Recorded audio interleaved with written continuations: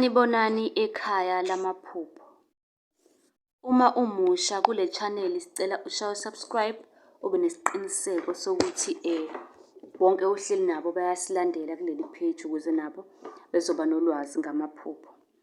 Ziyatholakala-ke manje izincwadi zamaphupho 400 rand. Siyakwazi ukuposela ikhona insepho-blonge yasiza ey'ntweni ey'ningi njengokugeza idlozi, ukuvula inhlanhla, ukuvula okuvaliwe, ukuqeda amaphupho amabi, ukucacisa amaphupho.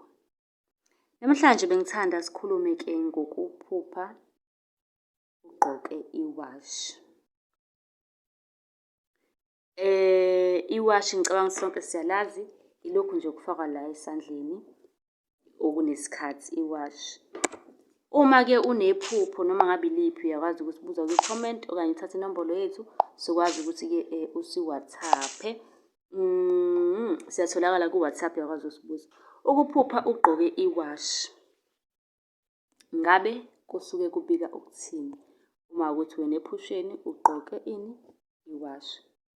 Lelo phupho-ke lisuke liyisibonakaliso ukuthi kungenzeka ukuthi idlozi lakho noma ngithi abadala babike ukuthi kunosiko wena okumele uwenzele lona. Usiko lani lokufaka isiphandla. Uyayizwa leyo nto? Kushuthi kunosiko okumele wenzele lona lokufakwa isiphandla. Okuzomele ukwenze engingakusho ukuthi uvakashele abantu ababonayo uyobuzisisa ukuthi kumele ngenze njani? Kungani ngiphupha leli phupho? Kumele ngenze njani? Uzobe ususizakala-ke wena lapho bekutshela ukuthi yenza u-1 no-2 no-3. Uma unombuzo sicela uyobuza kwi-comment ukuze sizokwazi ukuthi sikuphendule. Ungathatha inamba yethu usibhalele lapha ku-WhatsApp, usibhalele ku-Facebook, usibhalele ku-TikTok. Sizokwazi ukuthi sikusize. Nisale kahle.